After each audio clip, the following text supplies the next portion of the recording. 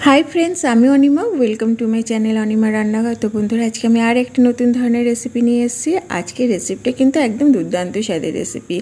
आमी खोया क्षीर दिए आलू फुलकपि रेसिपि आज के बानाबो। तार जोन्नो आमी कड़ाई बसिए दिएछि। कड़ाईते आमी दिए दिलाम सादा तेल। आज के रेसिपिटा किन्तु आमी पुरो सादा तेल दिए बानाबो। आमी आलू छोटो छोटो करे केटे रेखेछि। आलूगुलोके प्रथमे आमी लाल लाल करे भेजे नेब और आमी फुलकपिओ छोटो छोटो करे केटे रेखे दिएछि। अल्प एकटु लवण दिलाम, दिए आलूटाके आमी लाल लाल करे फ्राई करे नेब, नाड़ाचाड़ा करे दिलाम। तो बंधुरा आज के आमार रेसिपि हलो खोया क्षीर दिए आलू फुलकपिर एकटा माखो माखो रेसिपि। देखुन आलूटा प्राय आमार भाजा हये गेछे। आलूगुलोके किन्तु लाल लाल करे फ्राई करते हबे। आलूगुलो आमार लाल लाल करे फ्राई हये गेछे। एबार आमी आलूगुलोके उठिए रेखे दिलाम। एबार ओई तेलेर मধ্যে आमी केटे राखा फुलकपिगुलोके दिए देब। फुलकपिगुलोकेও आमी लाल लाल करे भेजे नेब।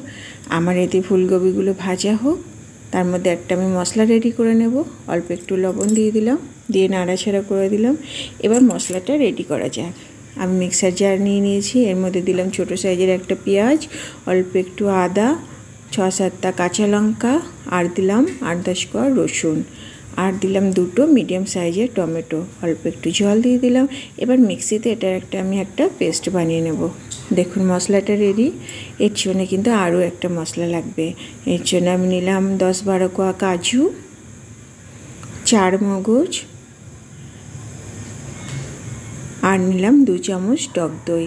এটাও একটা আমি পেস্ট বানিয়ে নেব। দেখুন এই মশলাটাও আমার রেডি।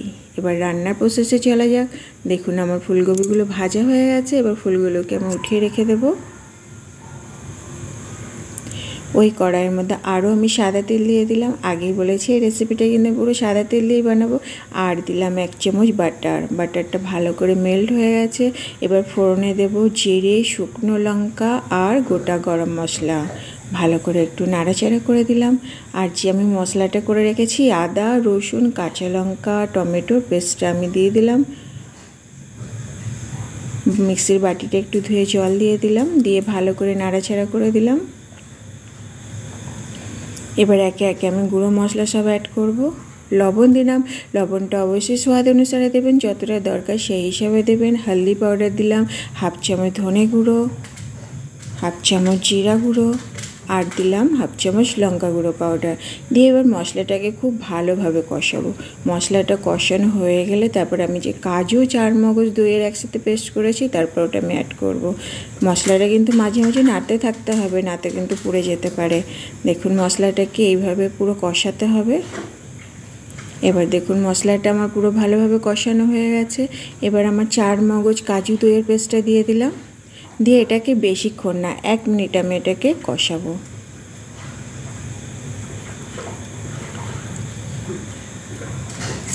ভালো করে কিন্তু নাড়াচাড়া করতে হবে, নাতে কিন্তু পুড়ে যেতে পারে। দেখুন এটা আমার ভালোভাবে কষানো হয়ে গেছে। এবার আমি ভেজে রাখা ফুলকপি আলুগুলোকেও দিয়ে দিলাম। আলু ফুলকপির সাথে বেশিক্ষণ না আমি 2 থেকে 3 মিনিট এটাকে কষাবো। আর এই সময় কিন্তু গ্যাসের ফ্লেমটা লোতেই থাকবে।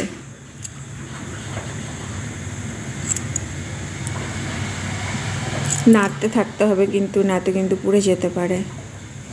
তো বহুত ही সিম্পল অ্যান্ড ইজি প্রসেস হলো। এইভাবে ফুলকপির রেসিপি বন্ধুরা অবশ্যই ঘরে একবার বানিয়ে খেয়ে দেখবেন, জাস্ট অসাধারণ ফাটাফাটি লাগে। দেখুন আমার এটা খুব ভালোভাবে কষানো হয়ে গেছে। মিক্সির বাটিটা ধুয়ে আমি জল দিয়ে দিলাম। আরও আমি পরিমাণ মতো এতে জল দিয়ে দিলাম। দিয়ে এবার এটাকে আমি ঢাকা দিয়ে 10 থেকে 15 মিনিট পরে আমি ঢাকনা খুলে দেখব। আর এই সময় কিন্তু গ্যাসের ফ্লেমটা অবশ্যই লোতে থাকবে। আমি 15 মিনিট পরে ঢাকনা খুলে দেখলাম। দেখুন আমার ফুলকপি রেসিপিটা আধা তো হয়েই গেছে, লাস্ট ফিনিশিং দেখুন আমি কিভাবে দিতে থাকি। আলুগুলো আমার সিদ্ধ হয়ে গেছে। তা আমি রেসিপিতে বলেছি আজকে আমি খোয়া ক্ষীর দিয়ে আলু ফুলকপি বানাবো। তো লাস্ট ফিনিশিং হবে খোয়া ক্ষীর দিয়ে। অল্প একটু চিনি দিয়ে দিলাম আর দিয়ে দিলাম 150 গ্রাম মতো খোয়া ক্ষীর। খোয়া ক্ষীরগুলোকে আমি হাতের সাথে ভালো করে ম্যাশ করে আমি মিক্স করে দিলাম।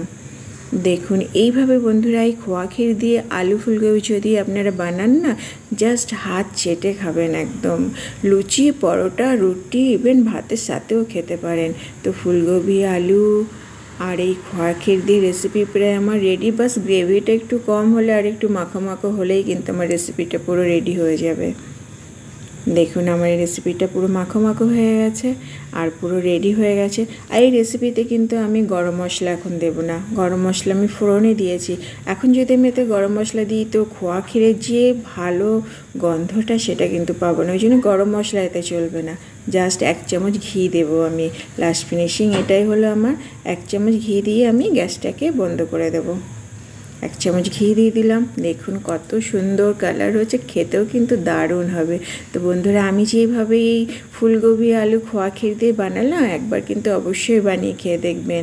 এখন দেখুন একটু গ্রেভি লাগছে, তো এটা যখন ঠান্ডা হয়ে যাবে কিন্তু গ্রেভিটা পুরো একদম শুকনো হয়ে যাবে। তো এতটা গ্রেভি দরকারই হলো। তো ফুলকপি আলু খোয়া ক্ষীর দিয়ে রেসিপি আমার রেডি।